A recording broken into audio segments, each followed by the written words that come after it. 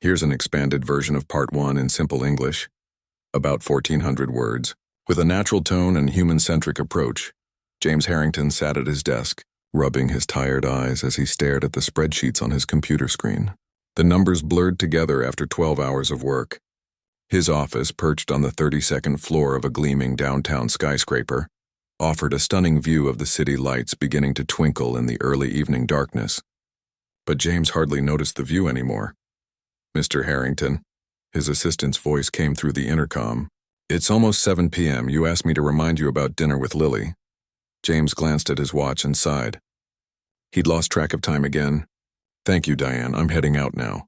He quickly shut down his computer and grabbed his suit jacket from the back of his chair. As the founder and CEO of Harrington Tech Solutions, James had built a fortune developing specialized software. At 42, he had everything money could buy: the penthouse apartment, the luxury cars, the vacation homes. Everything except what mattered most: more time with his daughter and his late wife, Rachel. The elevator ride down to the parking garage gave James a moment to switch gears mentally from business owner to father. It was a transition he still struggled with 3 years after Rachel's death. Being a single dad wasn't part of the life plan he and Rachel had created together. But cancer didn't care about plans. James slid into the driver's seat of his black Tesla and headed toward home. The familiar route took him through upscale neighborhoods where similar success stories lived out their carefully curated lives. As he drove, he called his housekeeper, "Mrs. Chen, I'm on my way home." "How's Lily doing today?" "She had a tough afternoon, Mr. Harrington. Physical therapy was harder than usual. She's tired and a bit upset." James felt the familiar pang of guilt. He should have been there. "I'll be home in 15 minutes. Please tell her we're going out for dinner tonight." "The usual place?" Mrs. Chen asked. James hesitated. "No, I think we need a change. Somewhere more relaxed." After hanging up, James made a quick decision to turn off his normal route. Maybe what Lily needed tonight wasn't another fancy restaurant where people stared when she struggled with her food. Maybe they both needed something different.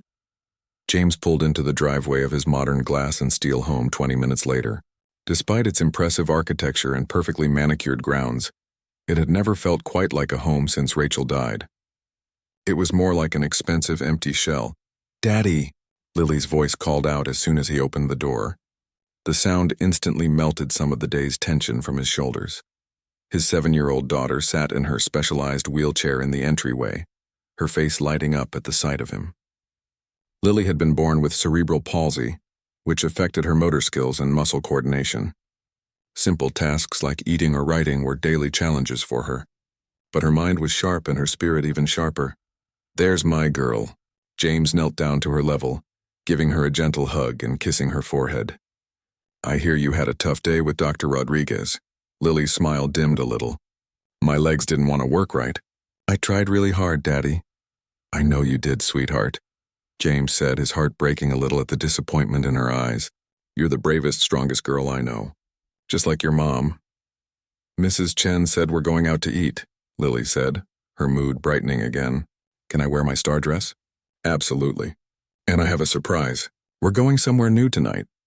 Mrs. Chen helped Lily change while James quickly showered and traded his business suit for jeans and a casual button-down shirt.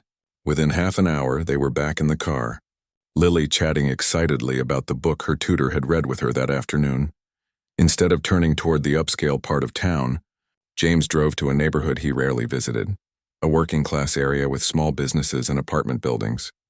He'd spotted a family diner here once while taking a shortcut and remembered thinking it looked warm and inviting. "Where are we going?" Lily asked, pressing her face against the car window as they entered unfamiliar territory. "It's a surprise," James said. "Something different." He pulled into the parking lot of Rosie's Diner, a place with neon signs in the windows and a hand-painted mural of the city skyline on one wall. It wasn't fancy, but through the windows he could see families laughing and talking at booths and tables. "Here we are," he announced, trying to sound more confident than he felt. He rarely took Lily to new places. It was easier to stick with restaurants where the staff knew them and were trained to accommodate Lily's needs. Getting Lily's wheelchair from the trunk and helping her into it was a practiced routine. As they approached the entrance, James noticed there was a small ramp beside the steps, a good sign. A bell jingled as they entered, and the smell of comfort food filled the air. Burgers, fries, and something sweet baking. The diner was about half full with a mix of families, couples, and a few people dining alone. "Welcome to Rosie's," called a friendly voice. A middle-aged woman with curly red hair approached them with menus. "Table for two?" "Yes, please," James replied. "And we'll need space for my daughter's wheelchair." "No problem at all, honey. Follow me." The woman led them to a corner booth where one side had no seats, perfect for Lily's wheelchair. "My name's Rosie, this is my place. First time here?" "Yes," James said as he helped position Lily's chair. "We thought we'd try something new tonight." "Well, we're glad to have you. Our special tonight is pot roast with all the fixings, but the menu's got plenty to choose from." Rosie set down the menus and gave Lily a warm smile. "And what's your name, darling?" "Lily," she answered shyly. "That's a beautiful name for a beautiful girl. I love your dress, those stars really shine." Lily beamed at the compliment, and James felt himself relaxing a little. This place had been a good choice after all. After Rosie left them to look at the menus, James helped Lily read through the children's options. She decided on macaroni and cheese with apple slices while James chose the pot roast special. The food arrived quickly, and James prepared to help Lily eat, as he usually did. He cut her macaroni into smaller bites and was just reaching for her special utensils when his phone buzzed in his pocket. James checked the screen and frowned. It was the project manager for their biggest client, and the message marked urgent didn't look good. He glanced at Lily, who was already trying to manage her fork with her characteristic determination. "Sweetheart, I need to take this call. It's very important. Can you start without me? I'll be quick, I promise." Lily nodded bravely, but James could see the flash of disappointment in her eyes. How many times had she seen that same look? Too many to count. "I'll be right back," he said, stepping just far enough away to take the call while keeping Lily in his sight. The problem was worse than he'd feared. Their client's system was down, affecting thousands of users, and they were threatening to cancel their contract if it wasn't fixed immediately. As James talked through solutions with his team, his eyes kept darting back to Lily. She was struggling. Her hand trembled as she tried to scoop up the macaroni, and more ended up on the table than in her mouth. He could see frustration building in her expression, that look that came before tears. James felt torn in two, trying to solve the crisis on the phone while watching his daughter face her own small crisis at the table. 3 minutes into the call, something unexpected happened. A young woman in a waitress uniform approached Lily's table. James tensed, ready to end his call if necessary. But instead of drawing attention to the mess or asking if they needed help in that pitying tone he'd heard too often, she simply knelt beside Lily's wheelchair and said something James couldn't hear. Lily looked up at her, then nodded. The waitress, her name tag read Anna, pulled up a chair and sat next to Lily. With gentle movements, she helped guide Lily's hand with the fork, steadying it just enough to make it work without taking over completely. She was saying something that made Lily smile, then laugh. James tried to focus on his call, giving clipped instructions to his team, but his attention was captured by what was happening at the table. This stranger, this waitress in a small diner he'd never visited before, seemed to know exactly how to help Lily without damaging her independence or dignity. By the time he finished his call 7 minutes later, Lily had eaten half her macaroni with Anna's help, and they were chatting like old friends. James walked back to the table and Anna looked up with a warm smile. "Sorry about that," she said, standing up. "I hope you don't mind. I have a cousin with similar challenges, so I just thought I'd lend a hand." James was momentarily speechless. "Mind? No, Thank you. That was incredibly kind." Anna shrugged as if it was nothing special. "Lily's been telling me she's reading Charlotte's Web at home. That was my favorite book when I was her age, too." As Anna moved away to check on other tables, James sat down across from his daughter, who was beaming. "Anna helped me, Daddy," Lily said proudly, "and she didn't do it for me. She showed me a trick with the fork." James felt something shift inside him as he watched his daughter's renewed confidence. In this simple diner, with its vinyl booths and paper placemats, a small moment of genuine kindness had just changed something for both of them. And for the first time in a long while, he felt a flicker of something that had been missing from their lives. Hope. Anna wiped down the counter at Rosie's diner, glancing at the clock for the third time in 10 minutes. Her shift had started at 6 that morning, and she still had 3 hours to go before she could head to her evening nursing class. The diner hummed with the usual lunch crowd. Truckers passing through, office workers on their breaks, and a few regular customers who came in daily for Rosie's famous meatloaf. "Order up," called Joe from the kitchen, sliding 2 plates onto the counter. Anna grabbed them and delivered the food to an elderly couple in the corner booth. As she turned back toward the counter, the bell above the door jingled. Anna looked up and recognized the man and little girl who had come in last week, the well-dressed businessman and his daughter in the wheelchair. Something about them had stuck with her. Maybe it was the little girl's bright eyes that reminded Anna of her younger brother Miguel, who had struggled with muscular dystrophy before he passed away 5 years ago. Or maybe it was the way the father had looked when she helped his daughter eat, surprised and grateful, as if kindness was something rare in their world, despite his obvious wealth. Anna smiled as they entered. "Welcome back to Rosie's," she called out. Same table as last time? The man, James, she remembered, seemed relieved that she recognized them. "Yes, that would be perfect," he said. "Lily's been talking about coming back all week." The little girl in the wheelchair grinned up at Anna. "I told Daddy your macaroni is better than our cooks at home." Anna laughed as she led them to the corner table. "Well, that's quite a compliment. Joe will be thrilled to hear it." She helped position Lily's wheelchair at the table, noticing how the girl's hands trembled slightly as she tried to straighten her dress. "That's a beautiful butterfly pin," Anna said, pointing to the colorful accessory on Lily's collar. "My mom gave it to me," Lily replied, her fingers touching the pin gently. "Before she went to heaven," Anna's heart squeezed at the simple words. "Then it must be very special. It looks perfect on you." James cleared his throat. "We don't need menus today. Lily's been very clear about wanting the macaroni and cheese again." "And for you?" Anna asked. "The pot roast was excellent last time." Anna nodded. "Coming right up. Can I bring you both something to drink first?" After taking their drink orders, Anna headed back to the kitchen. Through the service window, she watched the father and daughter. James was showing Lily something on his phone that made her laugh. There was love there. Anna could see it plainly, but also something else. A heaviness, like he was carrying a weight he wasn't quite sure how to manage. "You know those people?" Rosie asked, appearing beside Anna with a stack of clean plates. "They came in last week. The little girl has cerebral palsy, I think. She has trouble eating by herself." Rosie nodded. "I saw you helping her last time." "That was good of you," Anna shrugged. "It wasn't a big deal. I used to help my brother all the time." Rosie patted her shoulder. "It's always a big deal when someone sees what another person needs without them having to ask." Anna delivered their drinks and promised their food would be out soon.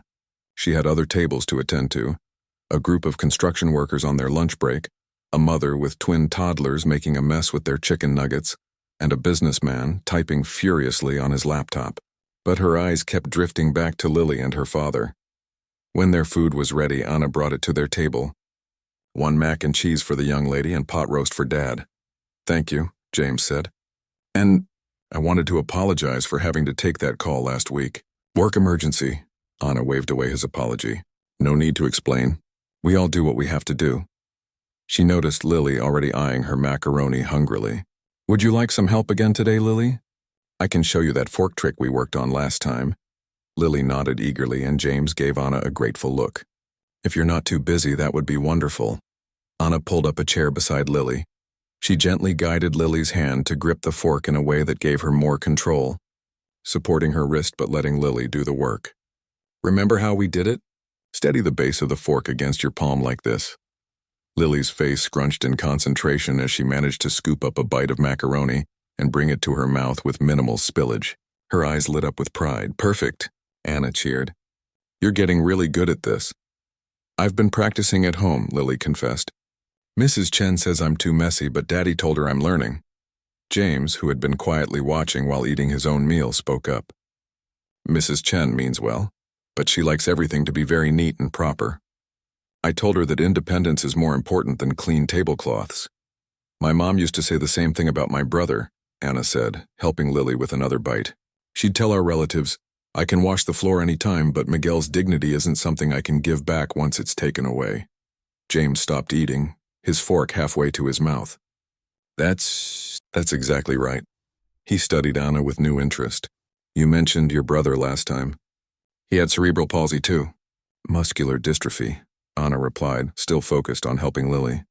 He passed away a few years ago. He was 16. I'm sorry, James said softly. Anna smiled, though there was sadness behind it. He was the best person I've ever known. Always laughing, even when things were hard. That's why I'm studying nursing now. Pediatric nursing, specifically. I want to work with kids who face the same challenges he did. You're a student? James asked. Anna nodded. Evening classes at City College.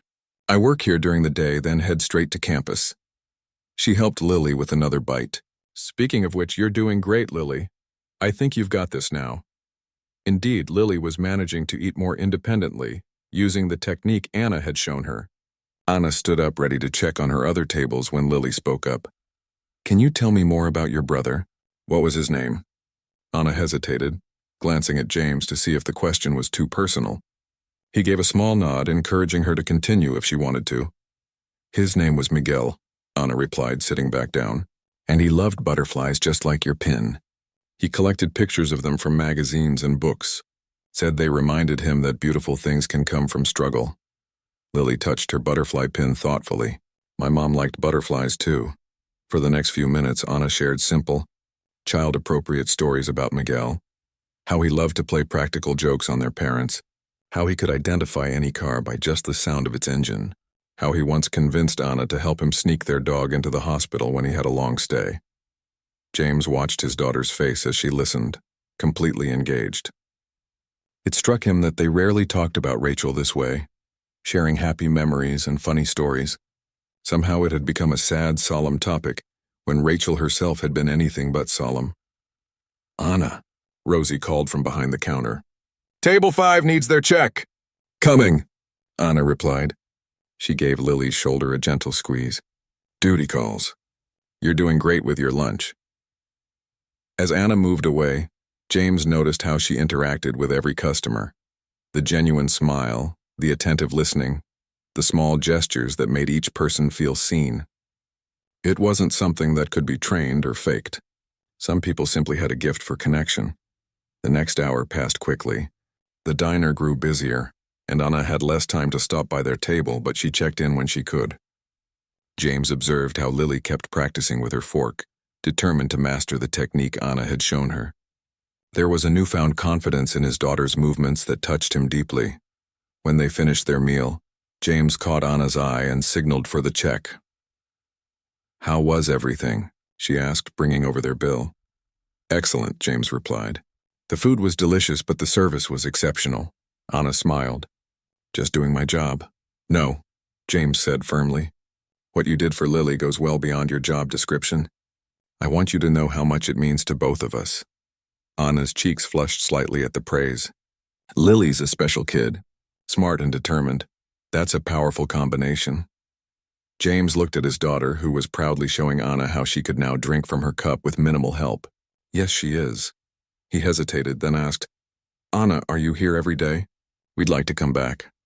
I work Monday through Friday, 6 a.m. to 3 p.m., she answered. Weekends I pick up shifts at the campus library. She leaned closer to Lily. But I'm always here on Tuesdays when Joe makes his special mac and cheese with 3 kinds of cheese. Lily's eyes widened. 3 kinds? Anna nodded solemnly. It's a very serious mac and cheese situation on Tuesdays. Lily turned to her father. Can we come on Tuesday next week? James couldn't help but smile at his daughter's excitement. I think we can arrange that. After paying the bill and leaving Anna a generous tip, James helped Lily back into her wheelchair. As they prepared to leave, Lily called out, Bye, Anna. See you on Tuesday. Anna waved from behind the counter. I'll be here, and I'll tell Joe to save you some of that special mac and cheese. Outside in the parking lot, as James was helping Lily into the car, she looked up at him with a thoughtful expression. Daddy, I like Anna. She doesn't look at me funny like other people do. James paused, one hand on Lily's safety harness. What do you mean, sweetheart? Some people look sad when they see me, or they talk really loud like I can't hear good.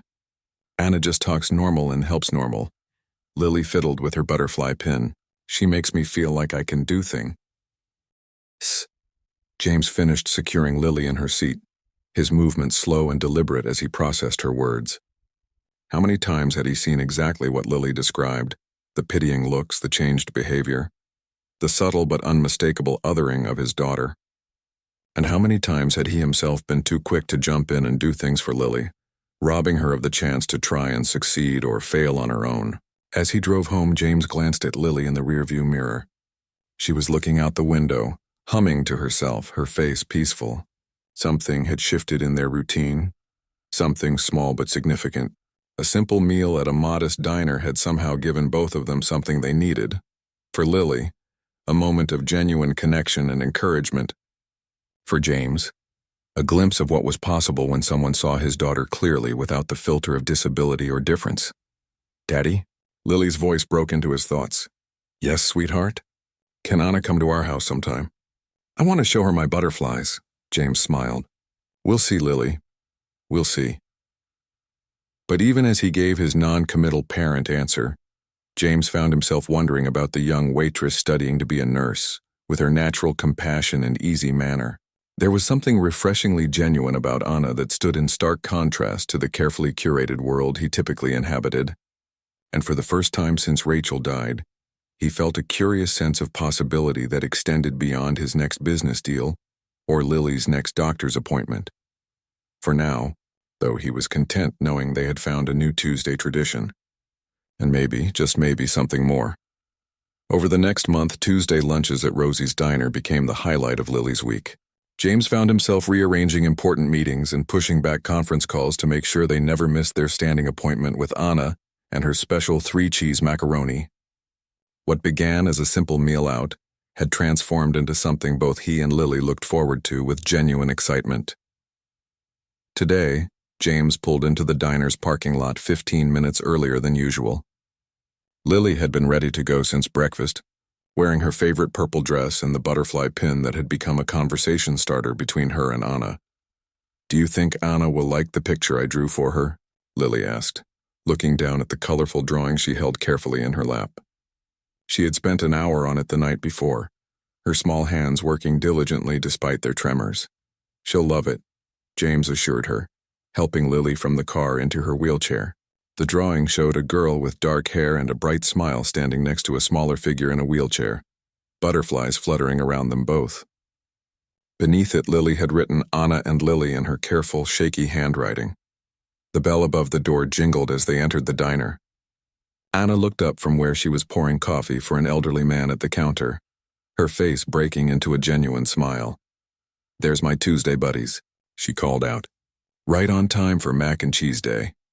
As James wheeled Lily to their usual table, he noticed how the other waitstaff and even some regular customers greeted them by name. What had started as an unfamiliar place had somehow become a space where they belonged. Anna approached their table, notepad in hand, though she hardly needed it anymore. "Let me guess," she said, tapping her chin thoughtfully. "A certain young lady would like the special mac and cheese, and her dad will have the pot roast." Lily giggled. "Yes, and apple juice, please. Coffee for me," James added. Anna nodded. "Coming right up." She turned to go, but Lily called her back. "Wait, I made something for you." Lily held out her drawing, suddenly shy.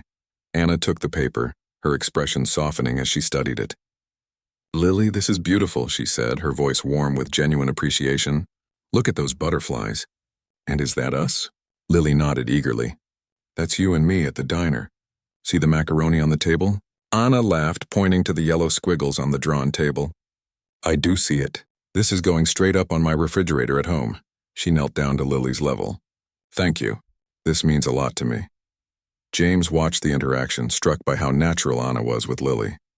There was no awkwardness, no hesitation, just simple human connection. In their world of specialists, therapists, and caretakers, it was refreshingly genuine. Anna carefully placed the drawing in her apron pocket and went to put in their order. When she returned with their drinks, she had news to share. "Guess what?" she said, setting down James's coffee. "I passed my pediatric assessment exam yesterday." "Top marks." "That's wonderful," James replied. "You've been studying hard for that one." Over the past weeks, they had learned bits and pieces about Anna's life. How she worked full-time while taking evening classes. How she lived in a small apartment with a roommate to save money. How determined she was to become a pediatric nurse specializing in children with physical challenges. "How many more classes do you have left?" James asked. 3 more this semester, then clinicals in the fall, Anna said. If all goes well, I'll graduate next spring. She didn't mention the financial tightrope she walked each month, but James had picked up on the reality of her situation from comments she'd made. Their food arrived, and as had become their ritual, Anna spent a few minutes helping Lily get started with her meal. The difference now was that Lily needed less and less assistance. The techniques Anna had taught her were working, and Lily's confidence had grown with each success. "Look, Daddy," Lily said proudly, managing to eat several bites without spilling. "I'm doing it all by myself today." "I see that," James said, his chest tight with emotion. "You're becoming quite independent," Anna gave Lily a high five. "Soon you'll be teaching me things," she said, and Lily beamed as Anna moved away to check on other customers. James found himself watching her, the easy grace with which she moved through the diner, the genuine interest she showed in each person she served. There was something rare about Anna, a quality that couldn't be bought or taught. Their meal continued pleasantly, with Anna stopping by whenever she had a free moment. She told Lily about a documentary she'd seen about monarch butterflies, promising to bring a book about them next time. "They migrate thousands of miles," Anna explained. "Some butterflies fly all the way from Canada to Mexico every year." "All by themselves?" Lily asked, wide-eyed. "All by themselves," Anna confirmed. "They know exactly where to go, even though they've never been there before. Pretty amazing, right?" As they were finishing their meal, the bell above the door jingled and a harried-looking woman entered with a boy around Lily's age. The boy used a walker and had braces on his legs. James noticed how Lily watched him with undisguised interest. Anna greeted the newcomers warmly. "Hi there, welcome to Rosie's." The woman looked relieved to see Anna. "Hi, Anna. Sorry we're late. Physical therapy ran long today." "No problem at all, Tina. How did it go, David?" Anna asked the boy, who looked tired but determined. "I walked 10 steps without holding on," he said proudly. "That's fantastic," Anna exclaimed, leading them to a table near Lily and James. "I'd like you to meet some friends of mine. This is Lily and her dad, James. Lily, James, this is David and his mom, Tina." Lily waved shyly. "Hi," she said to David. "Do you like butterflies?" Just like that, a conversation started between the two children. Within minutes, they were chatting as if they'd known each other forever, comparing notes on physical therapy and their favorite books. Tina looked as surprised as James felt at how easily the children connected. "David doesn't usually talk to new people so quickly," Tina said to James. "He's usually quite shy." James nodded. "Lily too, this is nice to see." Anna brought menus to David and Tina, then returned to clear Lily and James's plates. "David comes in with his mom every few weeks after PT," she explained quietly. "He has cerebral palsy too, though it affects him differently than Lily." James watched as Lily showed David her butterfly pin, explaining it had been her mother's. "How do you know so many people with similar challenges to Lily's?" he asked Anna. Anna shrugged. "Word gets around, I guess. This place is accessible, the food is good, and nobody stares or makes a big deal about wheelchairs or walkers." She glanced at Lily and David, who were now giggling over something. "Plus, I might have mentioned to Tina that a really cool 7-year-old comes in on Tuesdays who might like to meet David." James looked at her with new understanding. "You've been connecting families." "Just a little bit," Anna admitted. "Sometimes it helps to know you're not the only one figuring things out as you go along." James thought about how isolated he and Lily had become after Rachel's death. Between his work and Lily's medical appointments, they had gradually withdrawn from social connections. Their world had shrunk to their home, his office, and Lily's therapy centers. "Would it be okay if we joined them?" Lily asked suddenly, looking up at her father with hopeful eyes. "David likes space books too, and he's never read The Little Prince." James glanced at Tina, who nodded her approval. "Sure, sweetheart. That would be nice." Anna helped move Lily's wheelchair to David's table, and soon the adults were talking as easily as the children. James learned that Tina was a single parent too, divorced in her case, and worked as a graphic designer from home to accommodate David's schedule. "It gets lonely sometimes," Tina confessed over coffee. "Most of my friends don't really understand what it's like." James nodded. "I know exactly what you mean. People try to be supportive, but unless you're living it, you can't really explain it," Tina finished for him. "The constant balancing act, the worry, the pride when they accomplish something that comes easily to other kids. The paperwork," James added with a wry smile. The endless forms and applications and appeals to insurance companies, Tina laughed. Oh, don't get me started on insurance. I could write a novel. As they talked, James felt something inside him begin to relax, a tension he hadn't even realized he'd been carrying. There was relief in being understood without having to explain himself. Anna moved between tables, refilling drinks and checking in, but giving them space to connect. James caught her eye at one point, and the look they exchanged held a wealth of unspoken understanding. Eventually, it was time to leave. Lily and David exchanged promises to see each other again, and Tina and James swapped phone numbers. Maybe we could meet at the park sometime, Tina suggested. There's an accessible playground on Oak Street that David loves. Lily would enjoy that, James replied. I'll text you later this week. As Anna helped Lily back into her wheelchair, Lily asked, Will you be here next Tuesday, Anna? Wouldn't miss it for the world, Anna replied. And I'll bring that butterfly book I promised. Outside in the parking lot, as James was helping Lily into the car, she looked thoughtful. Daddy, Anna knows lots of kids like me. Yes, she does. James agreed, securing Lily's safety belt. And she knows how to help us do things by ourselves. James nodded, waiting to see where Lily's thoughts were leading. I think... Lily paused, her brow furrowed in concentration. I think maybe Anna should come to my birthday party next month. And maybe David too. James closed Lily's door and walked around to the driver's side, considering his daughter's suggestion. Lily's birthday parties had always been small, family-only affairs since Rachel died. The thought of opening up their home, of expanding their world again, was both terrifying and strangely exhilarating. That's a wonderful idea, he said as he started the car. We'll ask her next Tuesday. As they drove home, James realized something had shifted.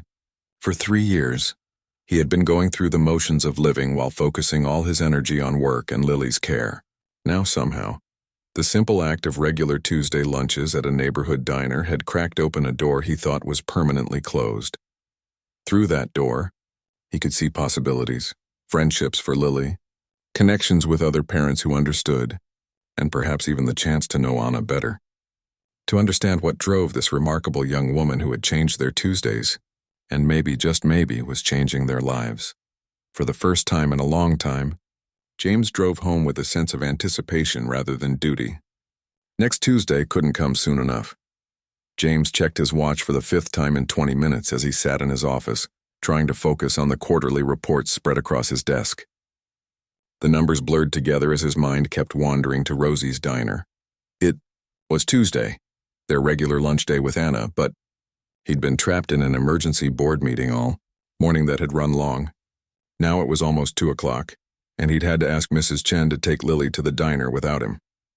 His phone buzzed with a text from Mrs. Chen. Lily having lunch with Anna now. She seems fine but keeps asking for you. James sighed and texted back a quick thanks. He'd promised Lily he wouldn't miss today. She had been excited to invite Anna to her upcoming birthday party, and they had plans to ask David and his mom too, if they showed up for their occasional post-therapy meal. Just as he was considering slipping out of the office anyway, his assistant Diane knocked on the door. Mr. Harrington, the investors from Tokyo are on line 1. They've been waiting for 15 minutes. Can't we reschedule? James asked, knowing the answer before Diane shook her head. They're flying back tomorrow morning. This is our only window. With a heavy heart, James picked up the phone, silently promising to make it up to Lily somehow. The call dragged on for nearly an hour, followed immediately by another urgent issue with their West Coast office. By the time James finally managed to break free, it was after 4 o'clock. He drove to Rosie's diner at record speed, hoping Anna might still be working. But when he hurried through the door, a different waitress greeted him. Can I help you? She asked. I'm looking for Anna, James said, slightly out of breath. Is she still here? The waitress, her name tag read Jenny, shook her head. Anna left about an hour ago. She wasn't feeling well. James frowned. Not feeling well? That's not like her, Jenny shrugged. All I know is Rosie sent her home early. She looked pretty upset about something. Did my daughter come in for lunch? 7 years old in a wheelchair? Oh yeah, with the older Chinese lady. They left around 3. The little girl seemed sad that Anna had to go. James thanked her and headed home, a knot of worry forming in his stomach. Anna never missed their Tuesday lunches, and she never left work early. Something was wrong. When he arrived home, he found Lily in the sunroom with Mrs. Chen working on a puzzle. Her face lit up when she saw him, then quickly fell into a concerned frown. "Daddy, where were you?" Anna had to leave early and she was crying. Crying. James sat down beside his daughter. "What happened, sweetheart?" Lily's lower lip trembled. "I don't know.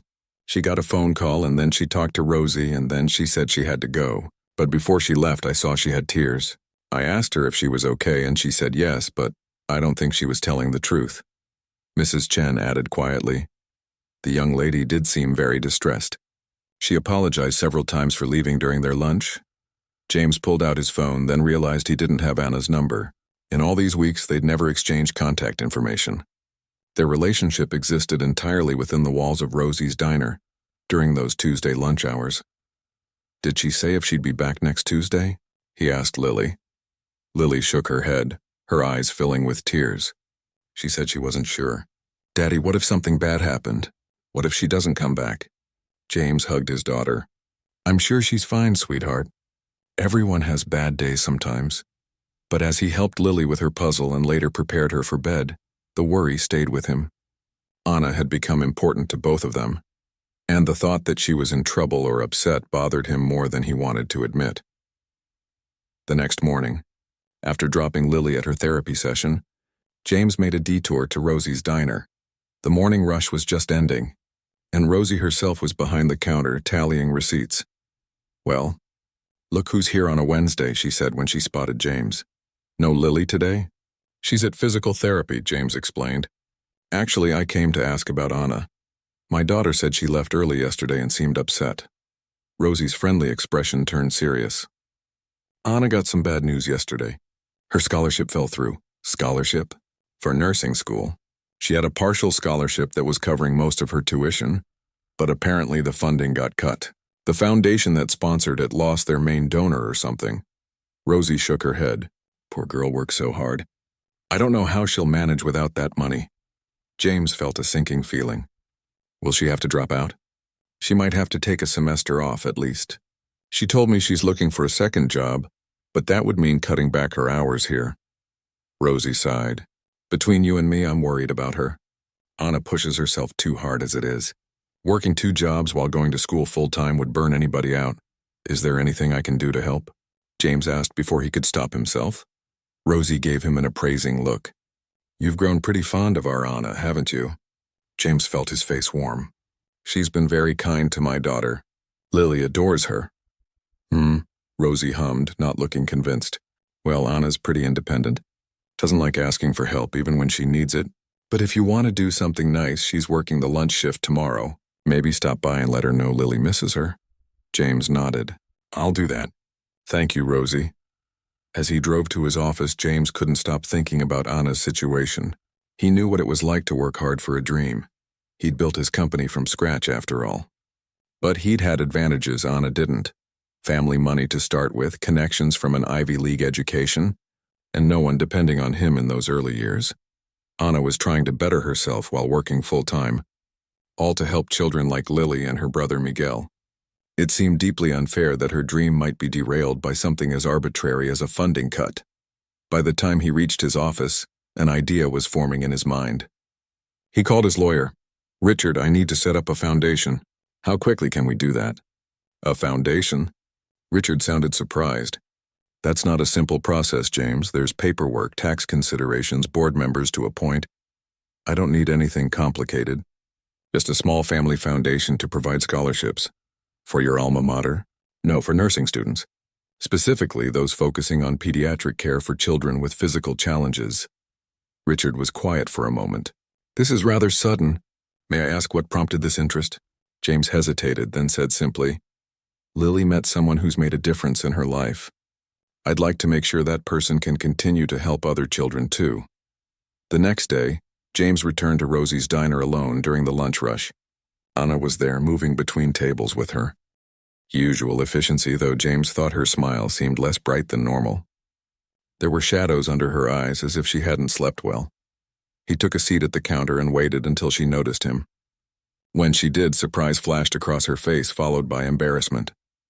"James," she said, approaching with a coffee pot, "I didn't expect to see you today."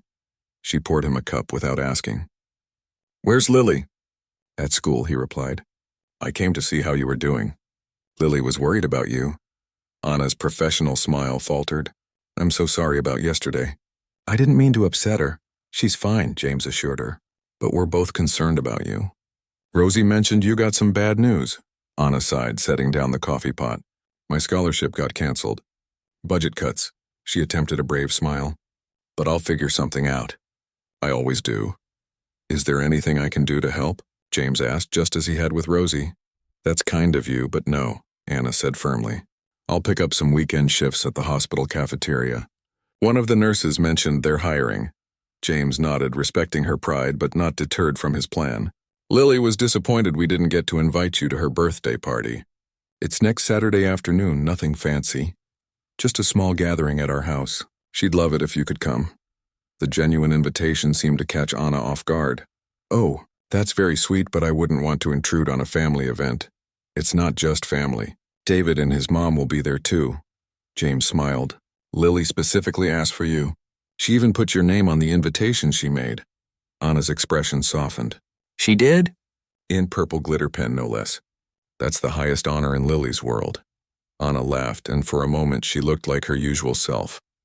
"How could I say no to purple glitter?" "What time?" James gave her the details and their address, relieved she had accepted. "And Anna, whatever happens with school, I hope you know how much you've helped Lily. She's more confident, more willing to try things on her own. That's because of you."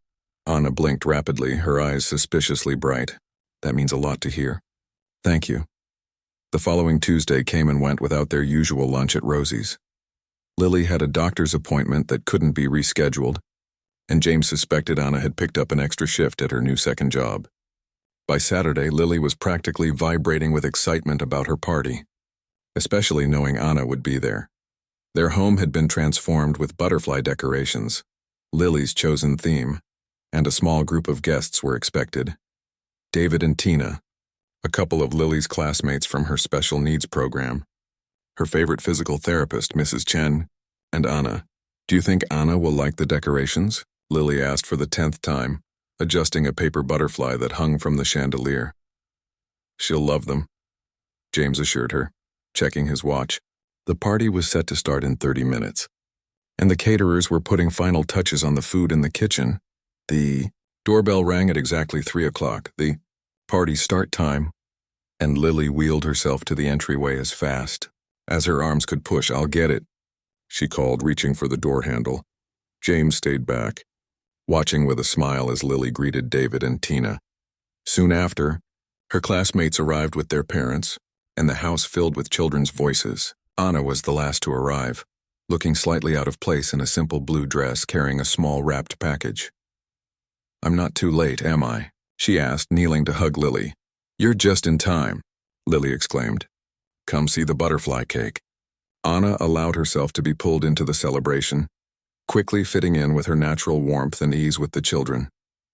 James watched as she helped organize a modified game of musical chairs that included everyone, regardless of mobility challenges. The laughter that filled the room was the best sound James had heard in his house for years. Later, as Lily opened her present surrounded by friends, James found himself standing next to Anna in the kitchen. "This is a beautiful home," she said, looking around at the high ceilings and modern design. "Thank you. It's felt more like a house than a home since Rachel died, but days like today help." Anna nodded in understanding. "Lily seems so happy. She deserves days like this." "So do you," James said quietly. "Lily told me you're working weekends at the hospital now." Anna looked down at her glass of punch. "Just until I save enough to cover next semester's tuition. It's not so bad. I'm learning a lot, even just serving food in the pediatric ward." James hesitated, then reached into his pocket and pulled out an envelope. "I have something for you. A birthday present for you in a way, though it's Lily's party." Anna looked confused but took the envelope. "You didn't need to get me anything." "Open it," James encouraged her. "Please." With careful fingers, Anna opened the envelope and pulled out an official-looking letter. Her eyes scanned the page, growing wider with each line. "What is this?" she whispered, looking up at James with disbelief. The Lily Harrington Foundation for Pediatric Nursing Education is pleased to offer you a full scholarship. James quoted from the letter. It covers tuition, books, and includes a monthly stipend so you don't have to work 7 days a week. Anna's hands trembled. James, I can't accept this. It's too much. It's not charity, he said quickly. It's an investment in someone who's going to make a real difference for children like Lily, and like Miguel. Anna's eyes filled with tears. You created a foundation? Just for this? Not just for this, James explained. For other students like you too, but you're our first recipient. He paused, then added, There's one more thing. The foundation is also establishing a pediatric therapy program at Children's Hospital. They have a waiting list a mile long for kids like Lily and David. We're funding additional staff and equipment to help more children get the care they need. A tear slipped down Anna's cheek. I don't know what to say. Say you'll accept, James said simply. And maybe that you'll consider being part of the program after you graduate. We'll need dedicated nurses who understand what these kids and their families go through. Anna looked at the letter again, then at James. Why are you doing this? James glanced across the room at Lily, who was showing her butterfly pin to David. Because you reminded me that there's more to life than work and worry. You helped Lily believe in herself again, and honestly, you helped me too. Anna was quiet for a long moment, then carefully folded the letter and put it back in the envelope. I accept, she said softly. On one condition. What's that? That you and Lily still come to the diner on Tuesdays. She smiled through her tears. Joe's special mac and cheese just isn't the same without you two. From across the room, Lily called out, Anna. Daddy, it's time for cake. They moved toward the gathering, but before they reached the others, Anna touched James's arm. Thank you, she said, her voice full of emotion. Not just for the scholarship, but for seeing me. James nodded, understanding exactly what she meant. In a world where people so often looked past each other, being truly seen was perhaps the rarest gift of all. As he watched Anna help Lily blow out her birthday candles, James felt something he hadn't experienced in a very long time, a sense of rightness, of pieces falling into place. What had begun as a simple act of kindness in a diner was blossoming into something much more meaningful, something with the potential to change not just 2 lives, but many. And it had all started because a waitress had taken the time to help a little girl eat her lunch with dignity and joy. 6 months had passed since Lily's birthday party, and autumn had transformed the city into a canvas of gold and crimson. The maple trees lining the street outside James's home dropped their leaves in lazy spirals, creating a colorful carpet that crunched beneath tires and shoes. Inside, the house had changed too, no longer the pristine, museum-like space it had once been, but a place where laughter echoed through the rooms and photographs of happy moments adorned the walls. James sat at the kitchen island, coffee in hand, watching the morning sun filter through the windows. It was Saturday and the house would soon be bustling with activity. The weekend routine had become his favorite part of the week, so different from the lonely, quiet days that had followed Rachel's death. Daddy. Lily's voice called from her bedroom. Is Anna here yet? James smiled. Not yet, sweetheart. She'll be here at 9, remember? There was a shuffling sound. Then Lily appeared in the doorway, already dressed in jeans and a butterfly-patterned sweater. She had insisted on picking out her clothes the night before, wanting to be ready early. Her wheelchair moved with more confidence now as she navigated into the kitchen. What time is it? She asked, glancing at the clock on the wall. 8:30, James replied. You're up bright and early. I want to show Anna my science project before we go. Do you think she'll like it? James nodded. She'll love it. You worked really hard on it. Lily beamed and wheeled herself to the refrigerator, opening it to retrieve a juice box. James watched with quiet pride as she managed the task on her own, something that would have seemed impossible a year ago. The techniques Anna had taught her at the diner had expanded to other areas of her life, boosting her confidence and independence. The doorbell rang precisely at 9 o'clock. Lily's face lit up. She's here. I'll get it, James said, but Lily was already racing down the hallway toward the front door. Anna stood on the doorstep, her dark hair pulled back in a neat ponytail, wearing jeans and a light jacket against the autumn chill. She carried a backpack filled with nursing textbooks, evidence of her continuing education now fully funded by the Lily Harrington Foundation. Good morning. she said brightly as Lily swung open the door. "Anna!" Lily exclaimed. "Come see my science project before we go." "I'd love to," Anna replied, stepping inside. She caught James's eye over Lily's head and smiled. "Hi, he returned, feeling the familiar warmth that came with Anna's presence. "Coffee?" "Please," she said, following Lily to the dining room where a poster board stood propped against the wall. "It's about butterflies," Lily explained, gesturing proudly at her project. "I did research about migration patterns and life cycles." Anna knelt beside Lily's wheelchair, examining the colorful diagrams and neatly written information. "This is amazing, Lily. Your handwriting has improved so much." "I practiced every day," Lily said proudly. "Mrs. Chen helped me with the fine motor exercises you showed us." Anna pointed to a detailed drawing of a butterfly's life cycle. "Did you draw this yourself?" Lily nodded enthusiastically. "I used the special grip you got me for my pencils. It makes it easier to control them." "Well, it's beautiful," Anna said. "You should be very proud." James watched from the doorway, coffee mugs in hand, taking in the scene. The easy rapport between Anna and Lily still amazed him. How naturally they connected, how Anna always seemed to know exactly what Lily needed. It wasn't just the practical help or the techniques she taught. It was the way she saw Lily as a whole person, not defined by her disability. Anna had become a regular presence in their lives since Lily's birthday party. What began as occasional visits had evolved into a standing Saturday arrangement. Anna would come by after her morning clinical rotation, and they would spend the day together. Sometimes visiting museums or parks, other times just staying home and working on projects to build Lily's skills. Today they were heading to the Children's Museum, where a special exhibit on space exploration had just opened. "Coffee as requested," James said, handing Anna a mug. "Though I'm not sure you need it. You're more awake than either of us already." Anna laughed. "Trust me, I need it. My clinical rotation started at 5 this morning. I've already helped with 2 medication rounds and a dressing change. How's the new pediatric ward coming along?" James asked, referring to the expansion at Children's Hospital that his foundation was funding. "The construction is almost finished," Anna replied, sipping her coffee gratefully. "The therapy room looks amazing. All the special equipment is being installed next week. The director wants to give you a tour when it's ready." "I'd like that," James said. "Lily would too, right, sweetheart?" But Lily was already wheeling herself back to her room. "I need to get my backpack," she called over her shoulder. "And my spacebook for the museum." Anna's eyes followed Lily, a soft smile on her face. "She's getting so independent. Have you noticed how much stronger her arms are getting?" James nodded. "Her physical therapist mentioned it too. All that practice wheeling herself around is paying off." They shared a moment of companionable silence, drinking their coffee and watching the autumn leaves dance past the window.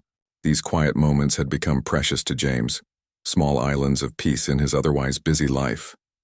"Oh," Anna said suddenly, setting down her mug. "I almost forgot to tell you. I got an A on my pediatric assessment final. Top of the class, that's wonderful," James said warmly. "Not that I'm surprised." Anna brushed off the compliment with a small shake of her head. "The scholarship made all the difference. I don't have to work weekends at the hospital cafeteria anymore, which means I actually have time to study." She paused, her expression turning serious. "I can never thank you enough for that, James. You thank me every time you help Lily," he said simply. "Every time you work with a child at the hospital. That's all the thanks I need." Their eyes met, and something unspoken passed between them, a current of understanding and connection that had been growing stronger over the months. Before either could speak again, Lily returned, wearing her backpack and clutching her spacebook. "Ready for the museum?" she asked excitedly. "Ready when you are, Space Explorer," Anna replied, finishing her coffee and standing up. The Children's Museum was busy with weekend visitors, but the staff knew Lily well and greeted her by name as they entered. The space exhibit was on the 2nd floor, easily accessible by elevator, and featured interactive displays that children of all abilities could enjoy. "Look, Daddy," Lily exclaimed, pointing to a scale model of the solar system hanging from the ceiling. "There's Jupiter. It's the biggest planet." James smiled at his daughter's excitement. "That's right. What else do you know about Jupiter?" As Lily launched into a detailed explanation of Jupiter's great red spot, James noticed Anna watching them with a thoughtful expression. "What?" he asked quietly. "Just thinking about how far you two have come," she replied. "When I first met you at the diner, you both seemed so isolated. Now look at you." James considered her words. It was true. They had been living in a bubble of grief and routine, going through the motions without really engaging with the world. Anna's simple act of kindness had been the first crack in that bubble, letting light and life filter back in. They spent the morning exploring the space exhibit, with Lily absorbing information like a sponge. Anna was patient and encouraging, finding ways to make each display accessible and interesting. James found himself stepping back, watching the two of them together, feeling a warmth in his chest that had become familiar whenever he saw them interact. After the museum, they stopped for lunch at a nearby cafe that had become one of their regular spots. The owner, a cheerful man named Joe, no relation to the cook at Rosie's diner. Though they joked about it, knew their usual orders, and had a special ramp ready for Lily's wheelchair. "The usual for my favorite customers?" Joe asked as they settled at their table. "Yes, please," Lily replied politely. "But can I have apple juice instead of milk today?" "You got it, Princess," Joe said with a wink. As they waited for their food, Lily pulled out a sheet of paper from her backpack. "Anna, can you help me with this? It's for my therapy homework." Anna examined the worksheet, which featured exercises for improving fine motor skills. "Of course. But let's eat first, then we can work on it." James watched as Anna gently guided Lily through the meal, offering support only when needed, encouraging independence at every opportunity.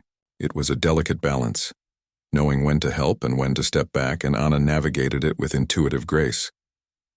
After lunch, they sat in the cafe working on Lily's therapy exercises while James answered a few work emails on his phone. The scene was so domestic, so natural, that for a moment James could almost forget that Anna wasn't actually a part of their family. But she wasn't. Not really. She was a nursing student they had met by chance, who had become an important part of their lives through a series of kind gestures and mutual connections. And yet, as James watched her bend her head close to Lily's, patiently demonstrating a technique for holding a pencil, he couldn't imagine their life without her now. The thought both comforted and unsettled him. He had built walls around his heart after Rachel died, focusing all his emotional energy on Lily and his work. The idea of letting someone else in, of being vulnerable again, was terrifying. But Anna had somehow slipped past those defenses without even trying. "Earth to James." Anna's voice broke into his thoughts. "You okay over there? You look a million miles away." James blinked, bringing himself back to the present. "Sorry, just thinking." "About work?" Lily asked, making a face. "Actually, no," James replied with a small smile. "I was thinking about how lucky we are." "Because we got to see the space exhibit?" Lily asked.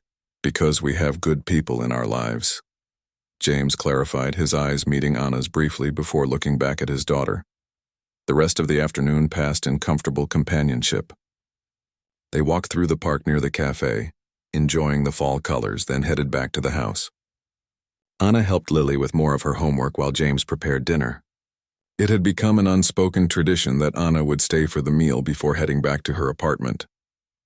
As they sat around the dining table, Lily chattered excitedly about the upcoming therapy program at the hospital. "David says he's going to be in the program too," she said, referring to her friend from Rosie's diner. "His mom told him last week. We might have therapy on the same days." "That would be nice," James said, passing Anna the salad bowl. "How is David doing with his walking?"